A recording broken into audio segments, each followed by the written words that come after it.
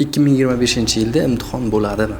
Ya'ni EPS topik imtihonlari bo'ladimi? Imtihon bo'lmayotganiga nima sabab bo'lyapti? Imtihonning o'zi qanaqa jarayondan iborat? Birinchi jarayonga 500 ming won ketadi. O'sha rahbar tomonidan. O'zbek aslida tanlashiga sabab baquvvat, kuchli bo'ladi.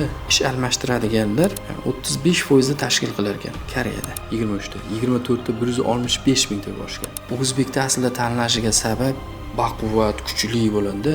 Ular ish topishda juda qiynaladi. Yaxshi mehnat qilsa, o'zbeklarga nisbatan imij o'zgaradi, qarash o'zgaradi. 30 minglab kvota berish mumkin. Eplamay qolishimiz mumkin. Shunaqangi odamlar chaqirish mumkin. Ularda bor, har yil mana shunga ehtiyoj bor. 2025-yilda imtihon bo'ladimi? Ya'ni EPS topik imtihonlari bo'ladimi? Imtihon bo'lmayotganiga nima sabab bo'lyapti? Imtihonning o'zi qanaqa jarayondan iborat? Ya'ni 2025-yilda EPS topik imtihonlari borgan sari cho'zilib boryapti. Va buni kutayotganlar ham hafsalasi pir bo'lib boryapti.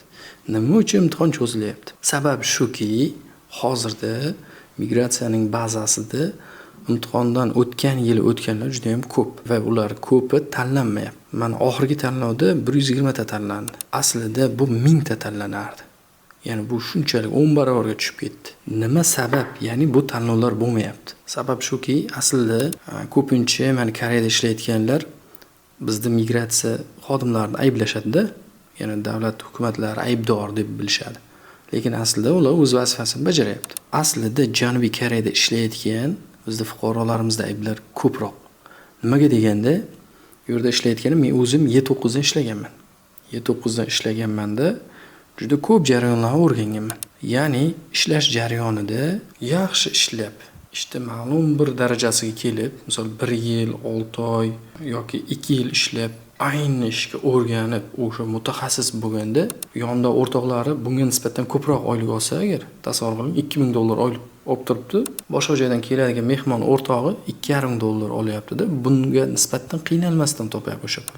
Qaraydi, bu $2,5 topyapti. Men hozir $2000 bilan shuncha ishladim, $2,5 bilan kattaroq ishlar qilsam bo'ladi deb turib, ish joyidan sovish boshlanadi. Sovish boshlanadi, har xil bahonalar qilishni boshlaydi. Kasal bo'lib yotib oladi. Yotganda ham 15 kunlab, 1 oylab munosabatni yomon qiladi, buzishga harakat qiladi-da. Nima uchun? Atkaz olish kerak o'sha zavoddan.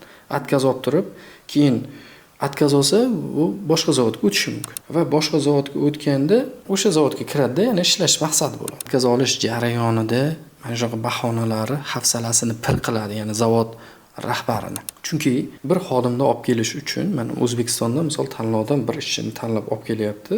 Olib kelib ishga qo'yib ishlatishga birinchi jarayonga 500 ming won ketadi. O'sha rahbar tomonidan. Va uni yillar davomida ayni o'sha tochkaga ishlashni o'rgatadi. U mutaxassis bo'ladi. Ayni pishib yetilib tayyor bo'lganda u ketib qoladi. Hafsalasi pir bo'ladi. Demak deydi, o'zbeklardan olmoqchilim kerak ekan degan xulosa keladi. Ish o'rni ko'p bo'lsa ham o'zbek tanlamashga harakat qiladi. Vyetnamlar, boshqa millatlar bo'ladi, ular buni qilmaydi, kam qiladi. Uncha-munchaga bo'shamaydi ishda. Nimaga? Ularga pul miqdori unchalik kattaligi muhim emas. Ular kamroq puli ham o'zining davlatida katta pul bo'ladi. O'shaning uchun ular sadoqat bilan ishlaydi. Vyetnam olamondan ko'ra deydi. O'zbekda aslida tanlashiga sabab baquvvat, kuchli bo'ladi, energiya ishni bo'ladi, zo'r ishlaydi.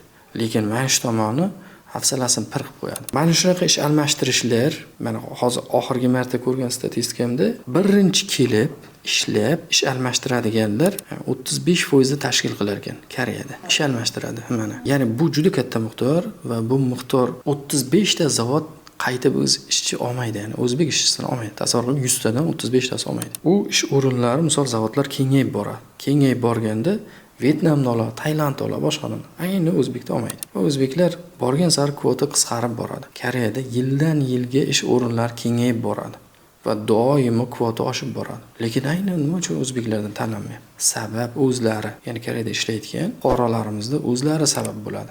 Lekin aybni hukumatga og'darishadi. Sizlar tanlov tashkillashtirib bera olmaysizlar, boshqa qilib bera olmaysizlar. To'g'ri, tanlov tashkillashtirib berish mumkin. Tasavvur qiling, kvotani 10 ming ta qilib berish mumkin. Kvota raqamda bo'lgani bilan zavodlar atkaz qilib yuborishi mumkin. Bu faqat hukumat tepadagilarga bog'liq narsa emas-da. Bizni Koreyada ishlayotgan fuqarolarimizga ham juda katta bog'liqlik joyi bor. Tizim shunaqa qilingan biz davlatimizda ham. Ketishni oldin o'rgatadi. Misol bir haftalik adaptatsiya darsi bor-da, o'shanda aytadi. Iltimos sizlardan ketganlarga bitta zavodda ishlanglar. Ishlasalar ertaga Y7 ga o'zgartirishlar mumkin, F2 ga o'zgartirib kontrastlar imkoniyat zo'r deb rosa tushuntirilardi. Xo'p deb hammasi va'dalar berildi. Sizlar ketsalaring, agar ish almashtirmaslaring deydi, keyingi kelayotganlar kvota ko'p ajratiladi bizga.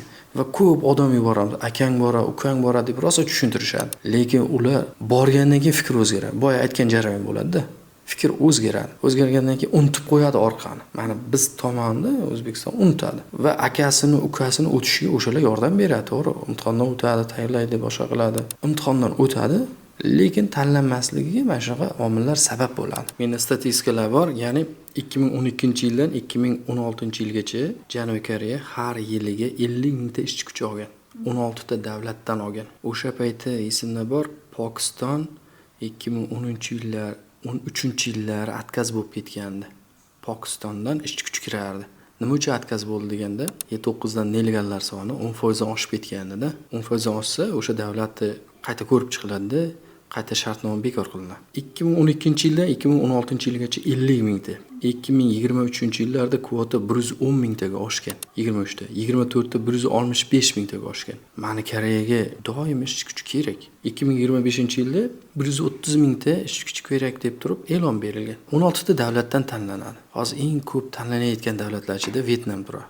Vyetnam bilasizmi, qanaqa tanlandi? Mana shu yil ham shunaqa ko'p tanlandiki, samolyot yetkazib bera olmay qoldi. Lekin bizda bo'lmayapti. Aslida jarayon davom etyapti, yaxshi bo'lyapti. Misol boshqa davlatlar yaxshi tanlanib, ishlarga boryapti, boshqa bo'lyapti. Lekin aynan bizda tanlovlar sust bo'lyapti. Ba'zida Koreyani iqtisodiyotida turg'unlik davri bo'ladi. Krizis davri bo'ladi. Hozir ham o'sha narsa bo'lyapti. Hozirda kimdir agar atkazga chiqib qolib turib, zavod topmasdan atkazga chiqib qolgan bo'lsa, demak ular ish topishda juda qiynaladi. Chanob degan narsa borda, qo'shimcha ish, kechqurunga qo'shimcha ish bo'ladi. Mana shu ishlar ham kamayib borgan sari. Nimaga? Iqtisodiy krizis paytida qo'shimcha ish berilmaydi. Biron narsa ishlab chiqarsa, tasavvur qiling, bitta stakan ishlab chiqaradi. Stakan iqtisodiy o'sishi zo'r bo'lgan paytida 1000 ta ishlab chiqarsa, past paytida 500 ta ishlab chiqariladi. 1000 taga misol 10 ta odam ishlatsa, keyin 5 ta odam ishlatadi yoki soatlarni kamaytiradi. Mana shunaqa. Ya'ni mana asl sabab, mana mohiyatda, ya'ni nima uchun tanlanmayapti? Mana hozir yuqorida shuni ta'kidlab o'tdik. Ya'ni tanlovga asli sabablar, aybdorlar yoki bo'layotgan kamchiliklar kim tomonidan bo'lyapti aslida? Menga hozir kommentariyalar juda ko'p, ba'zida negativlar bo'ladi-da. Tanlov bo'lmayapti, boshqa bo'lmayapti, biz imtihonga tayyorlaymiz, o'qitamiz. Tanlov bo'lmayapti, boshqa bo'lmayapti deydi. Aslida o'sha negativ yozayotganlarimda qarasangiz bor, kamida 2 marta, 3 marta ish almashtirib tashlagan bo'ladi-da. Sabab o'zlari bitta joyda ishlasa bo'ladi. Chunki bu yerdan ketayotganda ular $1,5 ham rozi bo'lib ketadi. Borgandan keyin $2,000 ham, $2,5 ham ko'nmay qoladi-da. Sabr qilib ishlash kerak. Bu yerda nima qilish kerak? Jamoaviy harakatda bo'lish kerak. Ya'ni tasavvur bir millat sifatida biz O'zbekiston boryapmiz, O'zbekiston imijini saqlash kerak. Ya'ni mana shu millatdan borib, hozir shunaqa davrda endi yaxshi oylik beradigan bir davlatga borib ishlayapmiz. Bitta joyda ishlash kerak. O'zbekistonning mehnatkashligini, biz haqiqatan mehnatkash odamlar ekanligimizni ularga ko'rsatish kerak. O'shanda kvota kengayib, yana ham ko'proq odam olishni boshlaydi. Va ishlayotganda orqa tomonni o'ylash kerak. Chunki orqada kutayotganlar ko'p. Hamma agar bir xil mana shunaqa harakat qilsa, ish almashtirmasdan yaxshi mehnat qilsa, o'zbeklarga nisbatan imij o'zgaradi, qarash o'zgaradi va hamma zavod egalari o'zbeklar baquvvat, chidamli, zo'r mehnat qiladi deb katta kvotani O'zbekistonga beradi. 30 minglab kvota berish mumkin. Eplanmay qolishimiz mumkin. Shunaqangi odamlar chaqirish mumkin ularda. Ularda bor, har yil mana shunga ehtiyoj bor. Lekin o'zimizda bo'lyapti-da kamchilik. Shuni ya'ni to'g'rilashimiz kerak. Avval o'zimizdan to'g'rilash kerak-da. Bu yoqda ishlayotganlar o'zini to'g'rilash kerak. Keling, yana imtihon to'g'risida yoritib beraman. Ya'ni EPS topik imtihoni. Boshda yana imtihon to'g'risida boshlagandik. Bu imtihonga tayyorlanish uchun odatda 6 oylik programma bor. Dastur qilib qo'ygan. HRD bo'limidan dastur qilingan 6 oyda fizika o'qisa, tayyorlansa, bola tayyor bo'ladi. Kami 4 oy. Juda qisqa vaqt bo'lsa to'g'ri, bo'lmasa 6 oyda tayyorlanish kerak. Va bu tayyorlanish jarayonida ishga oid bilimlarni egallaydi va imtihondan o'tiladi. Keyingi jarayonlar skill test va hokazo imtihonlardan o'tib ketiladi. Yana bizda bo'ladigan xato, agar imtihonlar cho'ziladigan bo'lsa yoki kechiktiriladigan bo'lsa, biz ayni registratsiyani kutadi. Registratsiya bo'lishini kutadi. Registratsiya bo'lganda hamma yotib olib tayyorlanishga tushadi. Vaholanki registratsiya bo'lgandan keyin bor yo'g'i 2 oydan keyin imtihoni bo'ladi. Kamida 1 oy bo'lsa 2 oydan keyin bo'ladi imtihon. Va keladida tayyorlanish boshlaydi 1 oy 2 oy. Fizik uspet qilib bo'lmaydi-da. Jismonan quvvati yetmaydi uni. Tasavvur qiling, katta ba'zi narsalar yodlab chiqish kerak bo'ladi. Keyin imtihondan yiqilib qoladi. Yiqilgandan keyin keyingi imtihon bo'lar deb qoladida tayyorlanish boshlanadi. Misol cho'zilib ketish ehtimoli bor, 6 oy, 7 oy, 8 oy. Mana shu 6 oy tayyorlanadi, hafsalasi pir bo'ladi. Imtihon bo'lmayapti, ketdim deb ketishadi. Va bu vaqt yo'qotishlar bo'laveradi. Mana hozir imtihon bo'lmayapti, cho'zilyapti. Hozir ayni vaqtda tayyorlanib, bazani yig'ib qo'yish. Misol 6 oy konkret tayyorlanib, bazani yig'ib qo'yib, keyin borib uyda ishlarni qilaversa, agar registratsiya bo'lib qolsa, kelib turib 2 oy bazasini qayta tiklab tayyorlansa, bu ertaga imtihondan o'tishga juda ham zo'r uslub bo'ladi. Zo'r ball bilan o'tadi va tezroq ketadi. 4-5 iyul kunlari siz azizlar uchun ayni EPS topik va imtihonlar to'g'risida og'riqli nuqtalarga, barcha savollarga javob beramiz. O'sha vebinarimga EPS topik bo'yicha hali O'zbekistonda hech kim qilmagan vebinarni tashkil qildim. Ya'ni 4 va 5-iyul kunlari O'zbekistonda hali hech kim qilmagan vebinar tashkil qilyapman va bu vebinarda siz EPS topik imtihonlari to'g'risidagi barcha ma'lumotlarga ega bo'lasiz. Hoziroq pastdagi link orqali ro'yxatdan o'ting va o'sha kuni barcha savollaringizga javob olasiz.